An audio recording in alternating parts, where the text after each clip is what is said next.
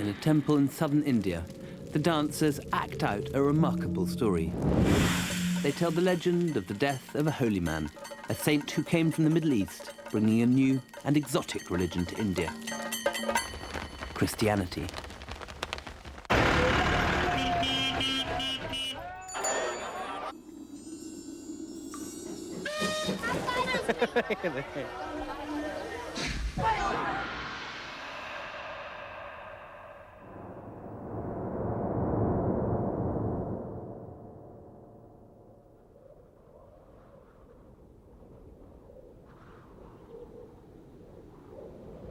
This journey begins thousands of miles from India in the deserts of the East Mediterranean.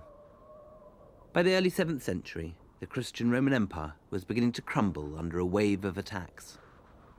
The great classical cities slowly fell into decay. As their libraries and universities were burnt down or destroyed, many of the most important manuscripts were preserved in a remote monastery in the desert of the Sinai Peninsula to try to save them from the shadows of the approaching Dark Ages.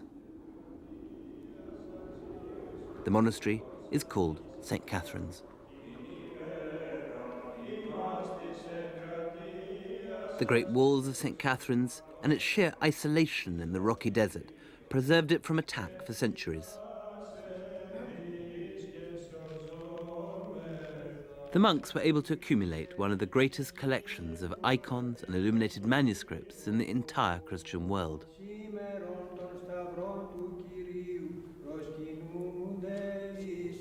For over 1,000 years, many of their treasures remained hidden.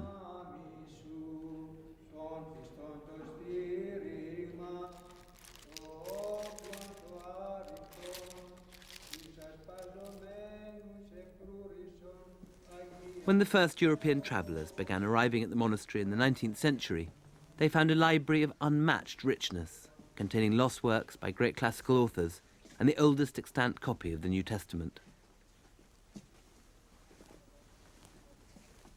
But I had come to see perhaps the strangest discovery of all, a previously unknown early Christian text which had long been suppressed as heretical by the Western Church. The manuscript was entitled The Acts of St. Thomas.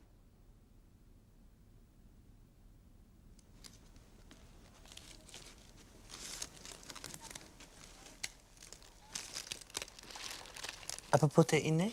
Είναι από τον 5ο αιώνα. 5th century. 5th century. 1500 χρόνια βιβλίο. The Acts of Thomas. 1500 years old. The manuscript tells the forgotten story of a remarkable missionary journey made all the way to India by one of Jesus' 12 apostles, St. Thomas.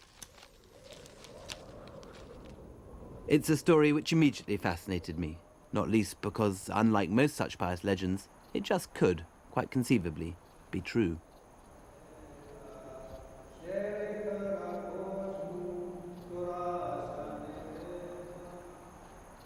From the early church to the modern day, St. Thomas has always had a powerful hold on the religious imagination.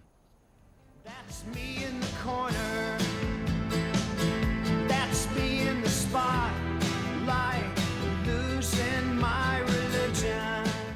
He is remembered as Doubting Thomas, the story of how he, alone of the 12 apostles, refused to believe in the resurrection until he'd felt Christ's wounds, has been endlessly retold by each successive generation.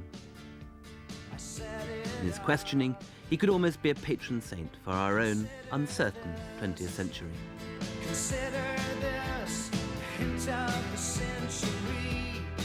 But the Acts of Thomas suggest that there is far more to his story than one understandable act of doubt. And to follow that story, I went to Jerusalem.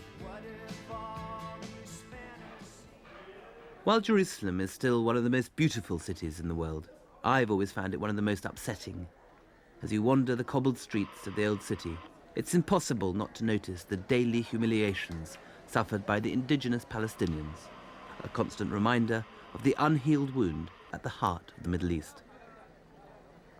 For the apostles in the days immediately after the crucifixion, Jerusalem must have been a terrifying place. Neither the Roman occupiers nor the religious authorities would have had much sympathy for the followers of what they saw as a dead revolutionary and heretic. What would it have been like in the very first days of the early church here in Jerusalem? I'd imagine that the few disciples of Jesus would have been in a chaotic state. Remember, after the resurrection, they finally realized that Jesus was alive as he had promised. I mean, they hadn't really believed what he was saying in his lifetime. And that meant a tremendous surge of energy and courage. And immediately they began to spread out. We had a church in Damascus within 18 months of the resurrection. And the project then was to go from Jerusalem, Judea and Samaria to the ends of the world. What would that early church that St. Thomas knew have been like? I doubt if we would have recognized it, because to us they would have looked and acted exactly as Jews did. They went to pray in the temple, presumably they offered sacrifice in the temple. The difference was that they confessed Jesus as the Lord. They believed that he was the Messiah, that he had inaugurated the last age of human history. But that was all that separated them from their environment. And St. Thomas's role in that? I imagine that he would have been one of those that went to the east, so we lost sight of him. You see, others went as far as Antioch. That was the bridgehead to the west. But we have forgotten in the west all the great missionaries who went to the east. Today, the Palestinian Christians, who with reason can claim descent from the very first Christian communities, have all but disappeared, and their churches are empty. Under Israeli rule, they find themselves second-class citizens in their own land.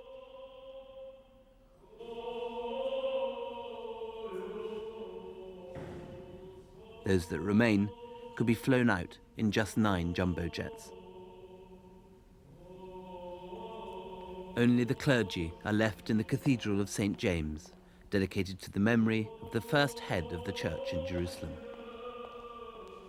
That early church would have followed a very particular form of Christianity, one probably unrecognizable to the Western churches today.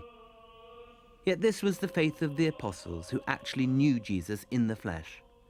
And if the manuscript I saw in St. Catherine's was to be believed, it was these forgotten traditions that St. Thomas may have taken with him to the East.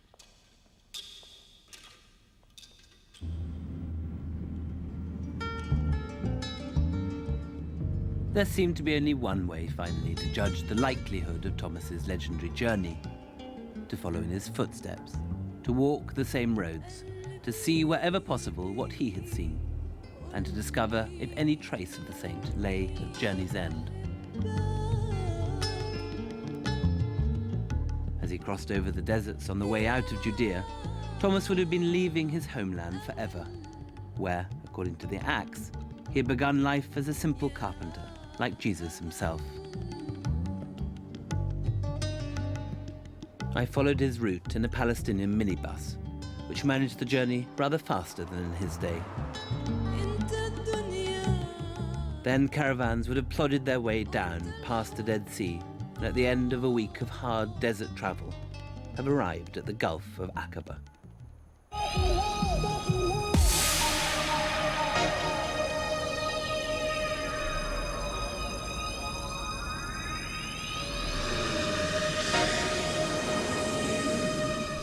The modern resort of Eilat is not one of the more resonant ancient sites in the Middle East. And although you'd never guess it today, this was once the ancient Israelites' port to the outer world, called Etzion Geber. Now, of course, it's more like the Middle East's answer to Ibiza. One of the main stumbling blocks to belief in St. Thomas's journey has always been the sheer geographical problems that seem to be involved. Yet it is easy to forget that from the Red Sea, it is a direct route down the Persian Gulf to India. So if Thomas really did go to the subcontinent, his point of departure could well have been from here.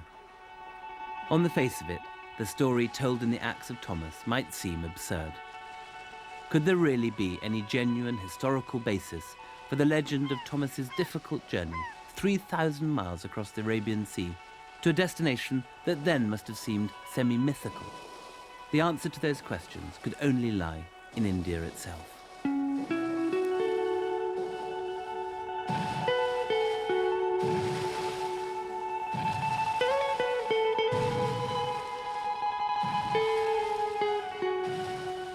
Thomas would have sailed across the Arabian Sea and then followed the trade winds as they took his ship down the length of the Indian coast.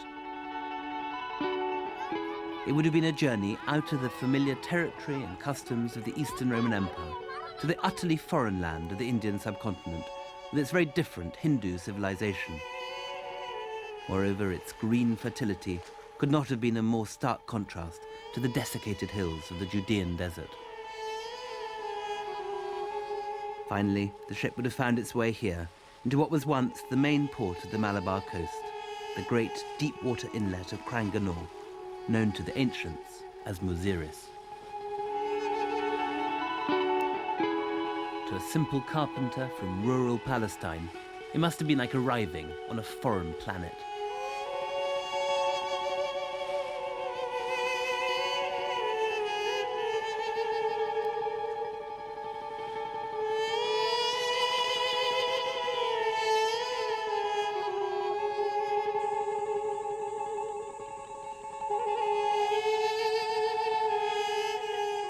When Thomas stepped ashore, he was not to know that he would spend the next 20 years here, preaching the gospel. According to the Acts, as he entered the city, he heard the sound of pipes and organs and much singing. For there were once docks and quaysides on this site, warehouses and the palaces of rich merchants. Here too was a synagogue for the Jews and a temple of Augustus for the expatriate Roman community.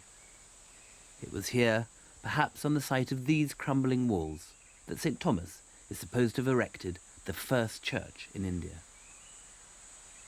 It's frankly amazing how little is left of Cranganore now. A few old walls and towers, the laterite eroded to the texture of old peach stone and choked with vines and creepers. But 2,000 years ago, this is one of the biggest ports in the entire world. All the spices of Malabar were brought here, oils from the Himalayas, slave girls from northern India, a lot of the silk trade from Central Asia. And out here, 300 triremes from the Red Sea to buy it. But now, all that's left, just a few old walls. At first, I could see little evidence that this was the place of his arrival, apart from the St. Thomas canteen and cool bar. But close by, there was a small fishing village. The fishermen are mostly Christian, and I met with two, called rather unexpectedly Peter and Thomas. Thomas. My name's Thomas. I'm Peter, and I work as a fisherman on the high seas.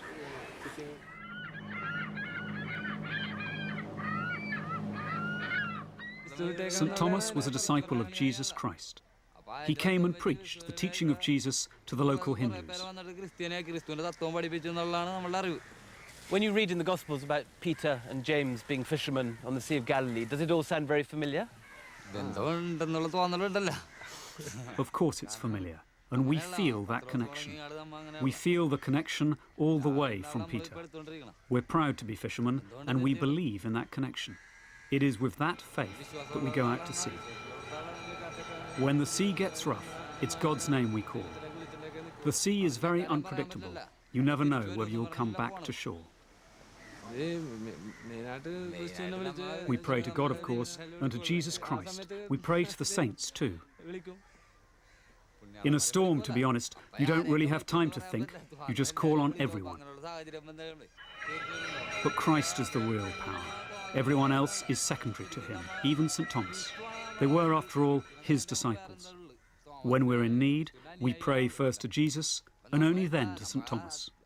Christ's apostles underwent great hardship to take his word to people right around the world.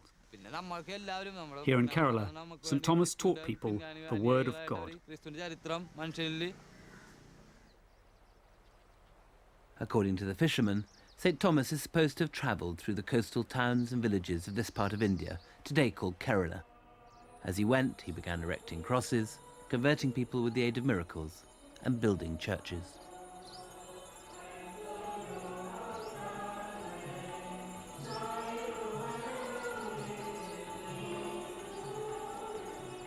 To scholars in the West, the question of St. Thomas's journey to India is one of academic debate, if not outright disbelief. But, as I soon learnt in India, it's a tradition which has not only been preserved, but jealously guarded by people who still proudly call themselves the Christians of St. Thomas.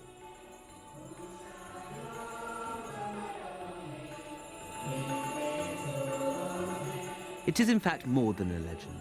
It is an article of faith which underpins their whole identity and their place in Indian society.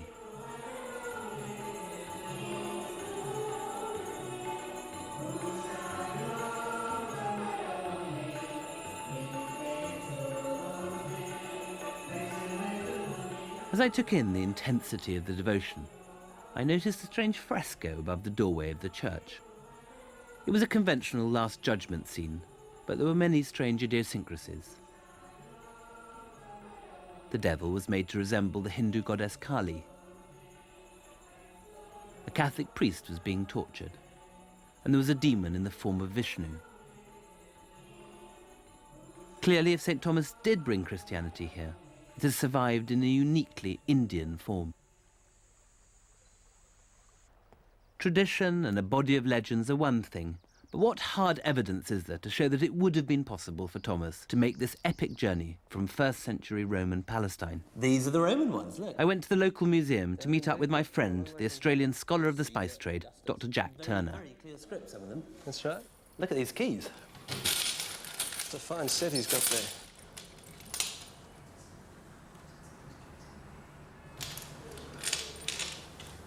Who have you got there? Well, here I have Augustus, and here I have Nero. Mean-looking guy. Yes, this is a very interesting coin because this is one of the earliest coins that they've found in India from the Roman connection. So this would be... What sort of period? Well, roughly datable to about the beginning of this millennium, the time of Christ, the birth of Christ. Did you get much before that, or no? No, so it was about the time of Christ that a Greek actually discovered the way of sailing to India by a direct route from the Yemen, and he found that if he hopped on the back of the winter monsoon at the right time of year, he could sail to this coast in about 40 days. 40 days? 40 days Door direct. to door? That's right, across the ocean. But it required a huge leap of faith to sail out onto the blue water into the open ocean Rather than taking the coast. without hugging along the coast, which would take months. And what were they buying with this? Mostly pepper, and after pepper, some of the other spices, exotic products such as cinnamon and nutmeg and cloves, which came from further east. But this was the spice coast par excellence. This is where all the pepper in the world was produced until the modern era. Pepper's the most boring of all spices. I mean, they're just ordinary pepper. Not for a Roman, no. It was hot stuff, was it? Oh, absolutely. In fact, when... It was the Tabasco of its day. Yes, in fact, much later after this, Rome was sacked by the Goths, King Alaric, and instead of gold, he demanded payment in pepper. But people became rich from this. This was the... Oh, fabulously rich, yes. And what did the dates go up to? When's Nero? Well, Nero's in the middle of the 1st century AD, which is the period which coincides with the most intense trade, and this is when we find most of these Roman coins. So they start in the reign of Augustus, and they build up under Nero in the middle of the 1st century AD. We get a... So exactly the time St. Thomas would have come if he had come. That's right. In fact, if this is the period when it would have been easiest for St. Thomas to come to India. In fact, it would have been easier to sail to India and safer and probably cheaper than at any time for the next 1,500 years. Wow. Until Vasco da Gama sailed around the Cape of Good Hope. So it's perfect timing. Absolutely perfect timing. So the idea isn't absurd from a historical point of view that St. Thomas came to India. I mean, he could have come easily. That's right. It doesn't prove anything, but it was certainly possible. I was still surprised that boats could then have survived the monsoon passage from the Middle East. The evidence lay along the shoreline nearby. Half hidden in the trees were the rotting hulls of great whales of boats, many of which were designed for precisely such a journey. The skills of the Malabar boat builders were prized for centuries by the medieval Arab spice traders, who so valued the combination of Indian craftsmanship and locally available teak that they had many of their finest boats made here. This boatyard still builds traditional ships for Arab merchants, although only just. It was on the point of closing when I went with Jack to have a look at what may well be one of the last boats they ever make.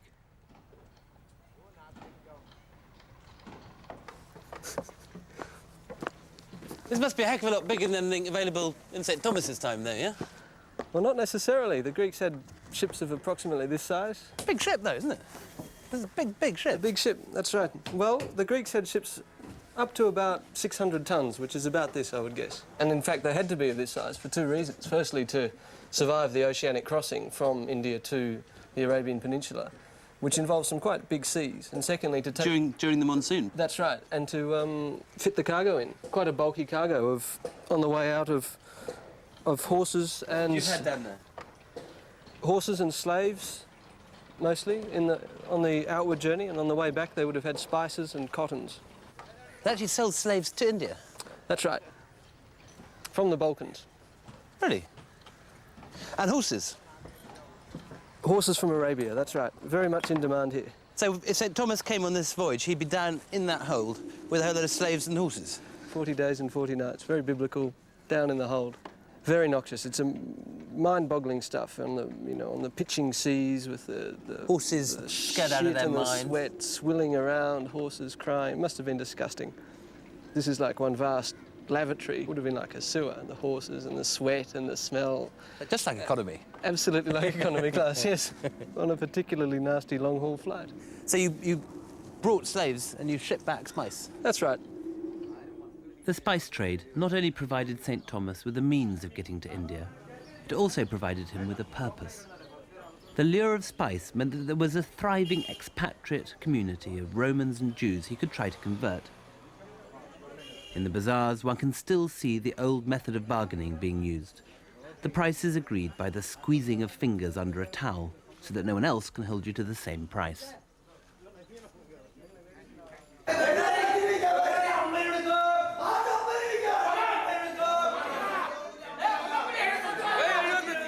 Spice is still the lifeblood of the markets of Kerala, and it is still heavily dominated by the St. Thomas Christians. At the big spice exchange, tempers get a little peppery as the traders bargain in the future of cardamom, nutmeg and ginger.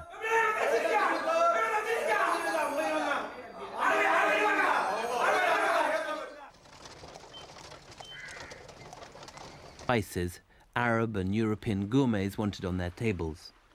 For Thomas, this would have been a perfectly logical place to come.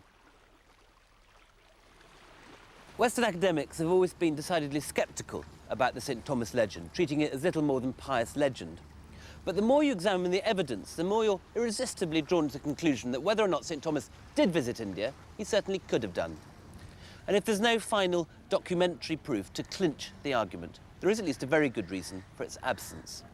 For the entire historical records of the St. Thomas Christians were burnt, not by Muslims or by Hindus, but by a newly arrived power who were themselves, ironically enough, Christian.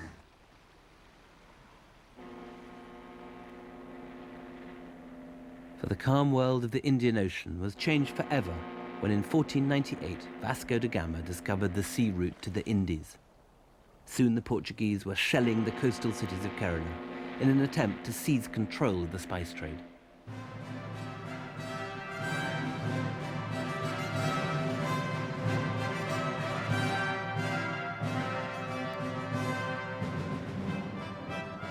The Portuguese Inquisition immediately set about destroying the St. Thomas churches and building their own. For as far as the Portuguese were concerned, the Indian Christians were heretics who, among other things, believed in reincarnation and astrology.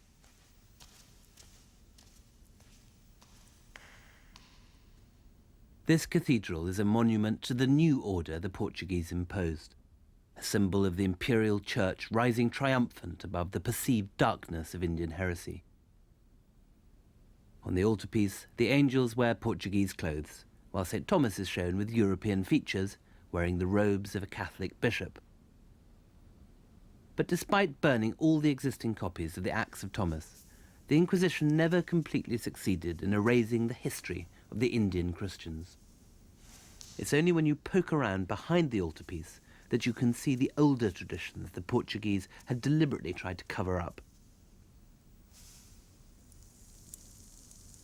For here, in the darkness, you can still find an image of St. Thomas, but with the dark skin and features of a man from the East.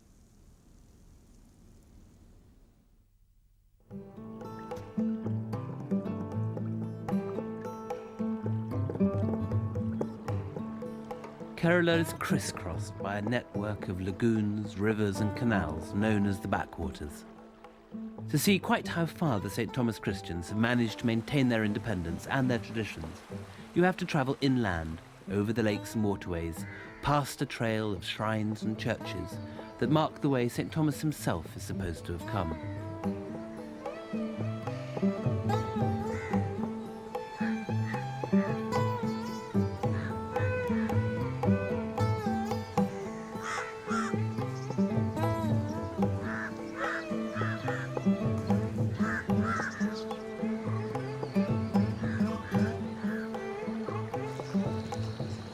Still very much the deep south of India, hot and humid, somnambulant and brooding.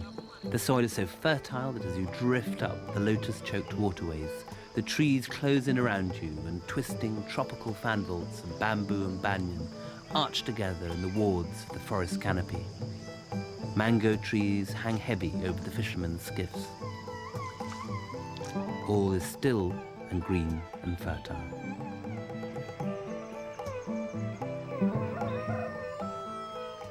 It's here in the muggy jungles of the interior that the St. Thomas Christians held out most effectively against the Portuguese. After the burning of their libraries, they had to find a way to preserve their legends and the memories of their past. In songs and dances such as this, the Kalimagan Patu, or Dance of Thomas, the story of how the apostle brought Christianity to India was kept alive, locked in a place that the Inquisition could never touch. The minds and memories of the Christians of the backwaters.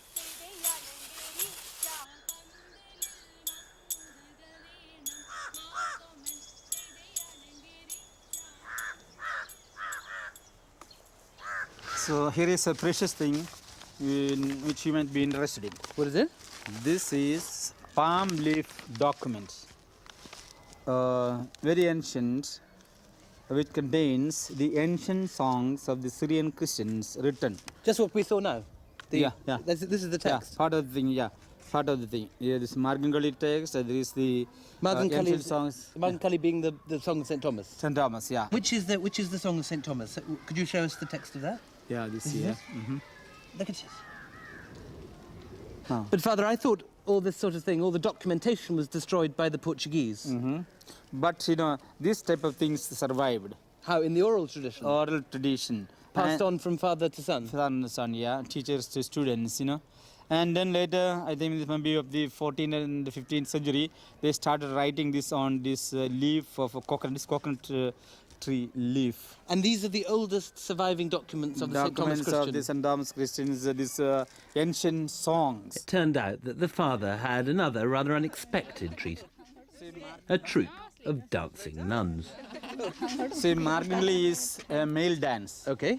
And recently when we introduced it in Kerala for the youth festival, we introduced it also for women folk. Okay. Then later, we also introduced among the sisters who are neither male nor female. That's not very polite, Father. They're very feminine nuns. So, Father, bring on the dancing nuns.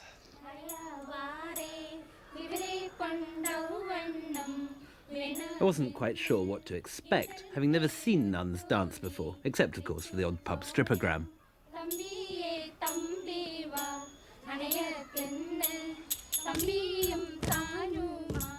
It wasn't Whoopi Goldberg, but then St. Thomas probably wasn't Rudolf Nureyev either.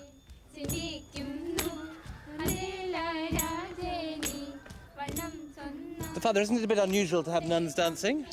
Yeah, they don't generally dance, They must get very hot feet on this hot surface, Father. So it is easy for the dance, Fast they will move. Oh, they're very cruel to them. We left the sisters strutting their stuff and headed on upstream, until finally, at the end of the backwaters, we came to Kottayam, the St. Thomas Christians' capital.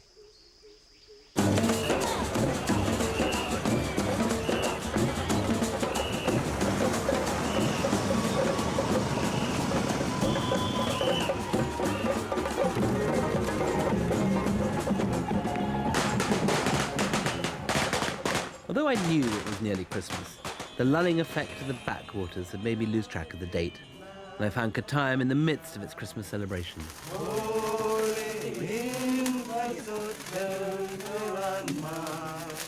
Sleep in heavenly peace. Sleep in heavenly peace.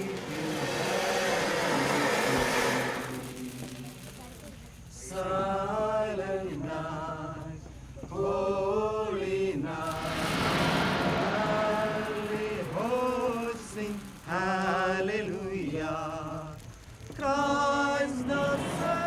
after all I'd seen, I went to bed as I used to as a child on Christmas Eve, scarcely able to wait for the morning.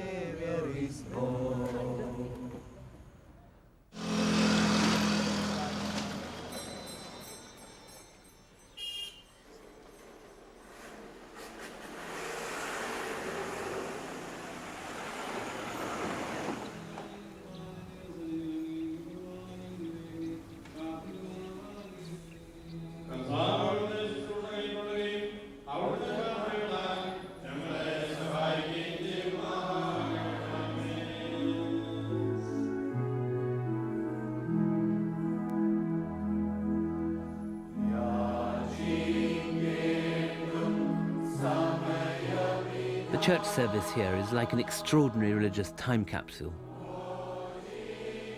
To this day, the St. Thomas Christians follow the ancient liturgy of St. James, that once used by the early church in Jerusalem, which is still, in part, chanted in Aramaic, the language of both St. Thomas and Jesus himself.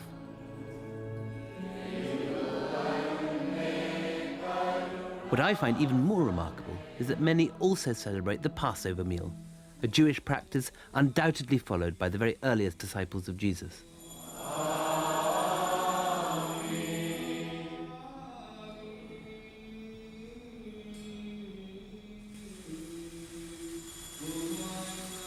The bell staves being rung over the priests are to mimic the feel of angels' wings.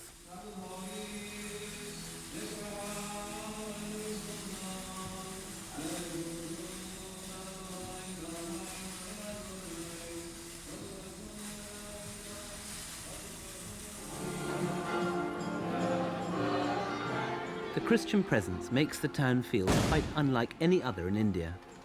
For not only is Kottayam full of lay Christians, it is also packed with monasteries and seminaries, many of which claim to have been founded by the Apostle himself, and all of which are packed to bursting.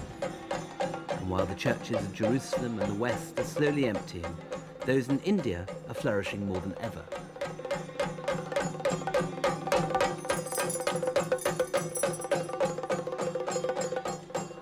So, Father, what would you say to cynical Western scholars who say that there's no evidence that St. Thomas ever came to India? Well, I would say we are the evidence for the coming of St. Thomas to India, because we have a very long, unbroken tradition in the community which believes that St. Thomas was the founder of the church in India. And for us, that is the most important thing, and not something on paper or stone, which is secondary. We have a spirituality which is very close to the spirituality of the early church. We would say we are as old as any apostolic church anywhere in the world.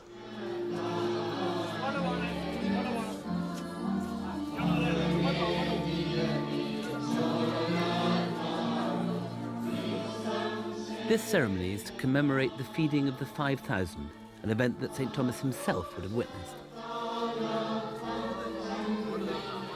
Yet while the original feeding of the 5,000 admitted everyone, some Christians are rigorously kept away from this celebration.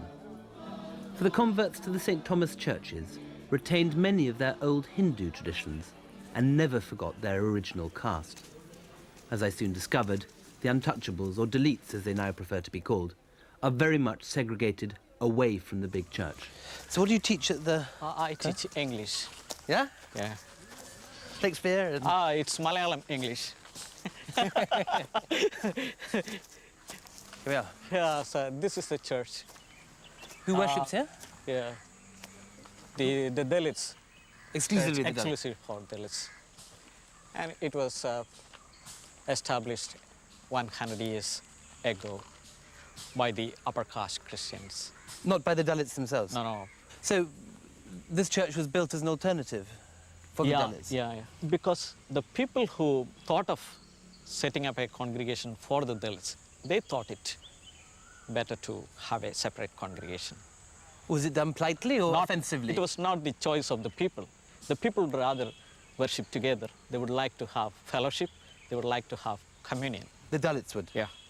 But the upper caste wouldn't have it? No. And how much of that survives today? I mean, what does it actually mean day to day to be a Dalit? You are always made to feel your inferiority. You are made a slave of inferiority, a prisoner of this inferiority. How do people know you're a Dalit? I mean, you don't wear a badge saying I'm a Dalit. So it's very, very clear, very obvious, and it's very easy for the people to ascertain your caste. The only question needed is where you come from, which place, which locality, and which congregation you belong to. And immediately... Because all the congregations are segregated. When you read in history books that St. Thomas came to India and converted exclusively the upper castes, what do you, even the Brahmins, the priests, what do you think when you hear that? Personally, I cannot subscribe to that belief or that lie because Christ Jesus, he chose his disciples from the lowest, the fishermen, the fisherfolk, the ordinary people, the people on the margins. How can you believe that a disciple of Jesus came and chose disciples from the upper caste? So it's an upper caste lie, it's misinformation. Yeah, or disinformation. Good. Thank you, sir. I went to see Arundhati Roy, the Booker Prize winner who was born here and is herself a St. Thomas Christian. She has strong views on caste. In my book, most people say, how can you say that a Syrian Christian woman and a Paravan, who's untouchable, a Dalit, could have had a physical relationship? Because it's simply not possible. They are two different species.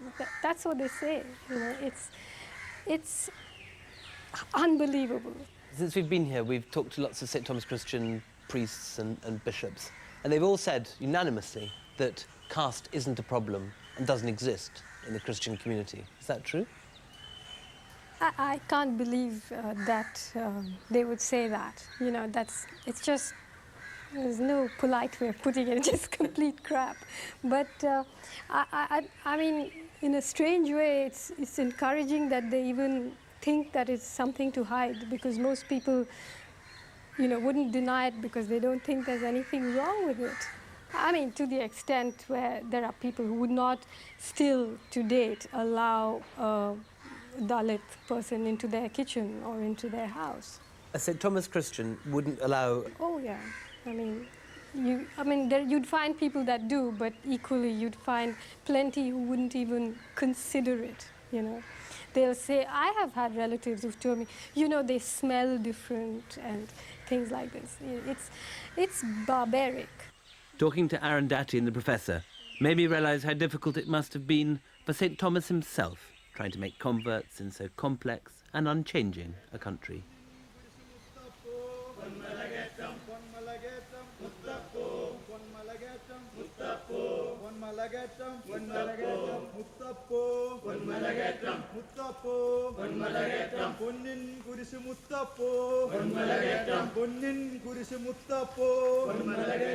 This is the biggest Christian pilgrimage centre in Kerala. Every day, groups of pilgrims of every caste head up to the top of the hill called Malayatur. They carry wooden crosses and chant hymns to Punan Kurisu Muttapan, the old man of the cross, as they call St. Thomas. The reason they do so is that Thomas himself is said to have retreated up this mountain to hide from his Hindu enemies, who'd been alarmed at the growing success of his mission. He had now been in the country 20 years.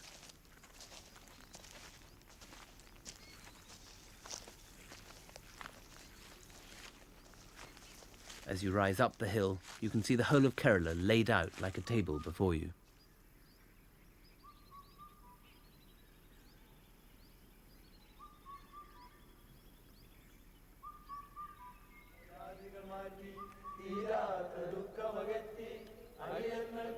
After St. Thomas climbed up here, he's said to have spent a month in prayer, preparing for what he knew would be his martyrdom.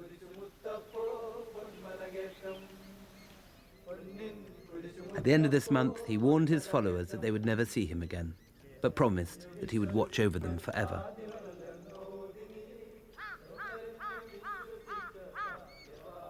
He looked out for the last time over the green fields of Kerala, then picked up his staff and set off eastwards across the mountains and even further into India.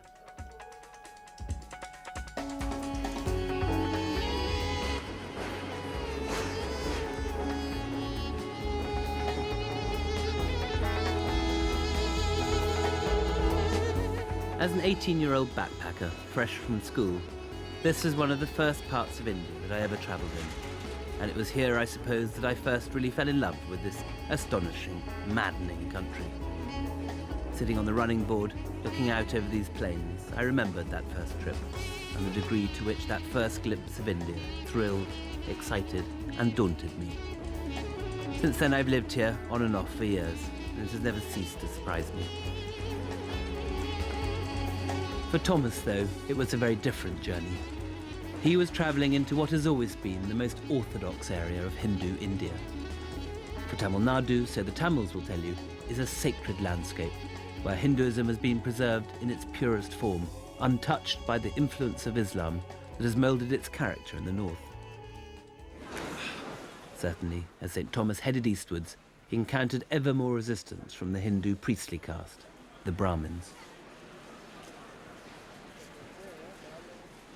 Madras, the capital of southern India, is a relatively modern city, founded by the British in the late 17th century. But on its edge, now absorbed into the sprawl of the city, lies the far more ancient temple town of Mylapore, the city of peacocks, sacred to the great god Shiva and his son, Murugan. St. Thomas spent 4 years here, preaching to the people and debating with the Brahmins, who then as now administer the Mylapore temples. But ultimately, the refusal of Thomas to worship the Hindu gods made him enemies.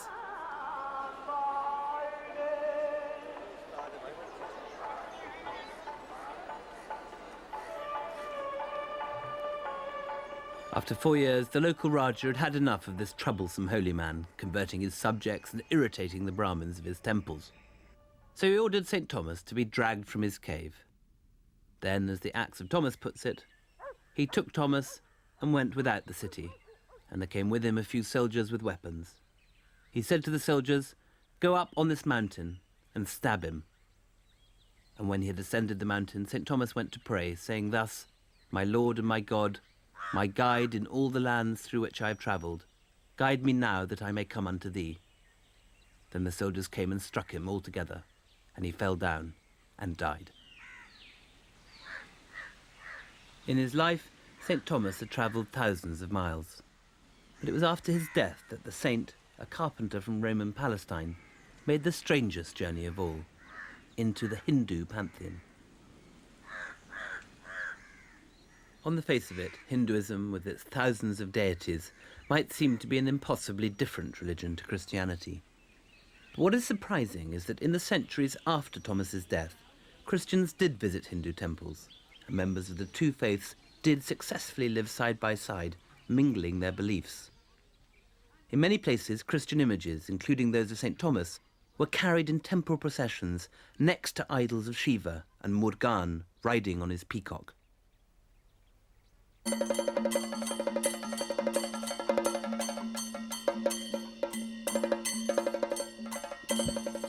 It was against this background that Thomas was slowly absorbed into Hindu cosmology, in the somewhat surprising form of the sacred bird of Mylapore.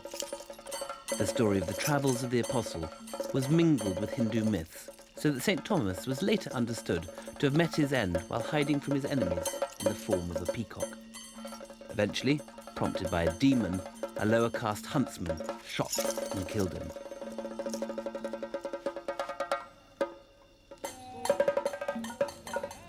The myths of the two traditions stance as telling either the death of Murugan or the martyrdom of St. Thomas.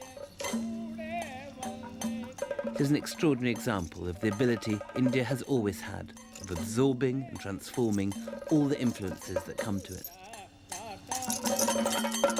It's only recently that the close relationship between Hinduism and Christianity has begun to be threatened by vicious attacks on Christians by militant Hindu fundamentalists.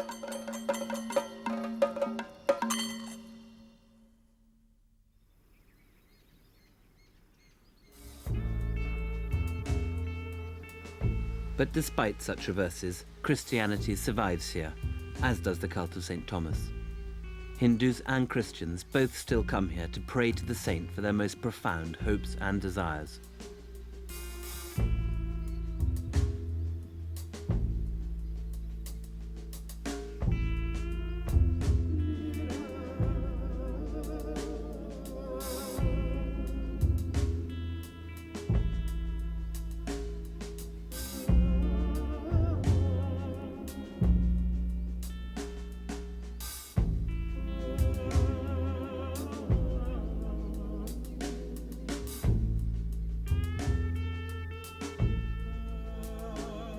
At the end of my journey, I climbed to the top of the hill outside Madras, still known as St. Thomas's Mount. This ancient chapel was built on the site of an even older monastery, marking the place of the saint's martyrdom and visited by Marco Polo. It's a quiet and peaceful place, sanctified by the prayers of generations of pilgrims. In its very smallness, as well as its incredible antiquity, this chapel is an oddly appropriate memorial to St. Thomas. For while Christianity has never been a major faith in India, it is a religion with incredibly deep roots in the soil, and one which has clung on with remarkable tenacity despite the odds. Above all, the church here has remained faithful to the tradition of St. Thomas's incredible journey from Palestine to southern India, a story long forgotten in a West which has come to regard itself as the home of Christianity, forgetting that Christianity is in its essence not a Western, but an Eastern religion.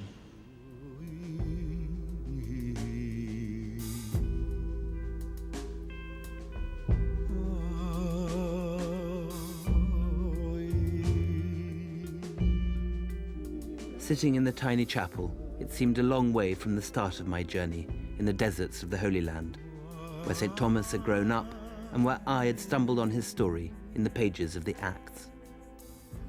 I couldn't help thinking that for a man who was famous for having been a doubter, it showed a quite extraordinary leap of faith to have travelled quite so far with the seeds of a new religion, and finally, to have given up his life for his beliefs.